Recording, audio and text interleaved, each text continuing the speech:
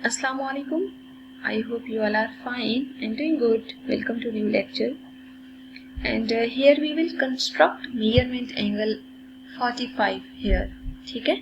अब देखिए with the help of compass हम इस एंगल को कैसे ड्रॉ करते हैं. बेसिकली हम ये देखेंगे. D से तो मेजर करना काफ़ी आसान है, इजीली हम कर सकते हैं. लेकिन ये है कि अगर हमने इसी एंगल को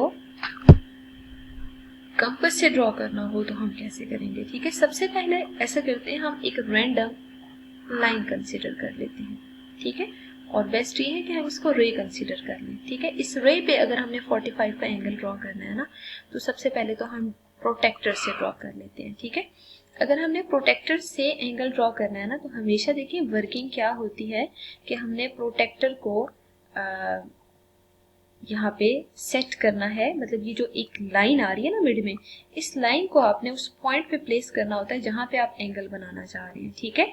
और उसके बाद फिर आप यहाँ से देख सकते हैं कि पॉइंट ऑफ इंटरसेक्शन ढूंढने 45 का एंगल कहाँ आ रहा है. It will next to 40. ठीक है. इट मीन्स मैग्नीफाइड यूज करके हम चेक कर लेते हैं कि एंगल कहाँ लाई कर रहा है. तो ये आप देख सकते हैं 45 एंगल 40 से नेक्स्ट लाई करेगा. ठीक है. तो मतलब ये मैंने 45 डिग्री का angle with the help of compass draw कर लिया. With the help of compass आप इस मेथड से ड्रॉ करते हैं. और ड्रॉ करने के बाद ये देखिए पॉइंट आपने फाइंड आउट कर लिया ना, इस पॉइंट को सिंपल आप रेफरेंस पॉइंट से ज्वाइन कर दें और कंफर्म है कि ये जो इंटीरियर एंगल यहाँ पे आएगा वो 45 डिग्रीज के इक्वल आएगा. ठीक है. इधर आप ओ ए और बी मार्क कर दें. ओ ए और ओ बी दो आर्क्स हैं जो कि रिप्रेजेंट कर रही हैं इस एंगल को.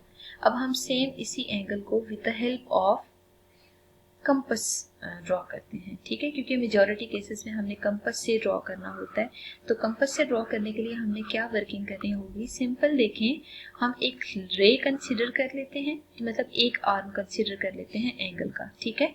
और अब हम with the help of compass इस एंगल को कंस्ट्रक्ट करेंगे. सबसे पहले आप इस कंपास को क्लोज कर लें, जितना पॉसिबल वैल्यू पे क्लोज होती है. ठीक है. क्लोज करने के बाद आपने नेक्स्ट वर्किंग ये करनी है, इसकी ये देखिए कलर्ड नीडल नहीं आपने लेनी, जो दूसरी वाली नीडल है, मतलब आपके जो कंपास है इंस्ट्रूमेंट है उस पर तो डायरेक्ट नीडल शेप होगी. ठीक है. आपने सिंपल उसको क्या करना है,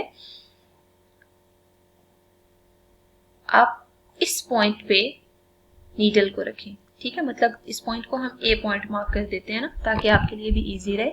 ए पॉइंट या ओ पॉइंट अपनी मर्जी है. ठीक है. ए बी आर्म है तो ए पॉइंट पे आपने कंपास को रखा है. ठीक है. रखने के बाद आपने यहाँ पे एक सेमी सर्कल ड्रॉ कर देना है. ठीक है. क्योंकि हमें सेमी सर्कल ही चाहिए, बट सेमी सर्कल आपने ना इस पॉइंट से ही आपने मार्क करना है. ठीक है. ये देख सकते हैं मैंने सेमी सर्कल मार्क कर दिया. सेमी सर्कल मार्क करने के बाद अब आपने कंपास को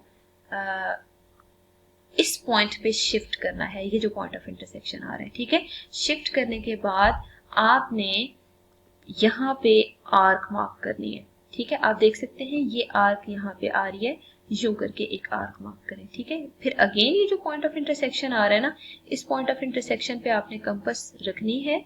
रखने के बाद आप अगेन एक मार्क कर दें लाइन. ठीक है. और लाइन इसके क्लोजेस्ट सिर्फ लेनी है. तो यहाँ पे आप देख सकते हैं कि मैंने एक लाइन मार्क कर दी है. ठीक है. जहां पे ये दोनों लाइन सेमी सर्कल को इंटरसेक्ट कर रही है ना, वहां पे रख के आपने दोबारा से यहाँ पे आर्क्स लगानी है. ठीक है. एक आर्क जैसे मैंने ये लगा दी है. ठीक है. और दूसरी आर्क आपने इस पॉइंट पे रख के लगानी है, जो कि पॉइंट ऑफ इंटरसेक्शन नेक्स्ट है, मतलब ये वाला है. ठीक है. इस पॉइंट पे रख के जब आप आर्क लगाएंगे ना, यू कैन सी हियर कि कुछ इस तरह से हम ड्रॉ कर लेंगे. ठीक है. जहां पे ये दोनों आर्क्स इंटरसेक्ट कर रही है ना, उस पॉइंट को बेसिकली आप इस ए से ज्वाइन करेंगे. जब आप ए से ज्वाइन करेंगे तो ये जो एंगल है वो आपको 90 डिग्रीज के इक्वल मिलेगा. ठीक है. हमेशा 90 डिग्रीज को कंस्ट्रक्ट करने का प्रोसीजर यही होता है कि आप यूं करके कंस्ट्रक्ट करते होते हैं. ठीक है. आप देख सकते हैं कि मैंने इन दोनों पॉइंट्स को यहाँ ज्वाइन किया है, ज्वाइन करके एक्सटेंड कर दिया है. ठीक है. ये था 90 का एंगल. हमें 90 का एंगल नहीं कंस्ट्रक्ट करना था, हमने 45 का करना था. ठीक है. तो आपने ये याद रखना है कि 45 एंगल इज हाफ ऑफ 90, ठीक है। 45 degree is basically half of 90 degrees, ठीक है। अगर ये 90 डिग्रीज का हाफ है ना, इट मीन्स इस 90 डिग्री को आपने बाइसेक्ट कर देना है, ठीक है। अगर आप इसको बाइसेक्ट करना चाहते हैं तो अगेन हम कंपास कंसिडर करते हैं। कंपास कंसिडर करने के बाद आपने ये 90 एंगल के जो पॉइंट्स है ना, इन पॉइंट्स को लोकेट कर लेना है। देखिए ये 2 पॉइंट्स आ रहे हैं जिनको मैंने रेड से मार्क किया है, ठीक है।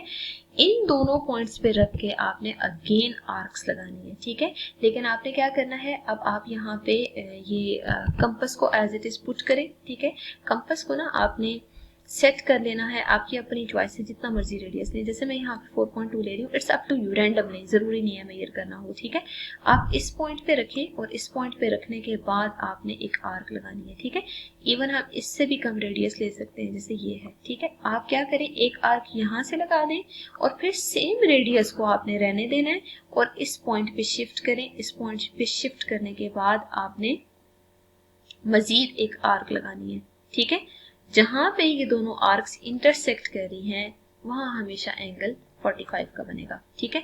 आपने क्या करना है, इस पॉइंट को ए से ज्वाइन करना है।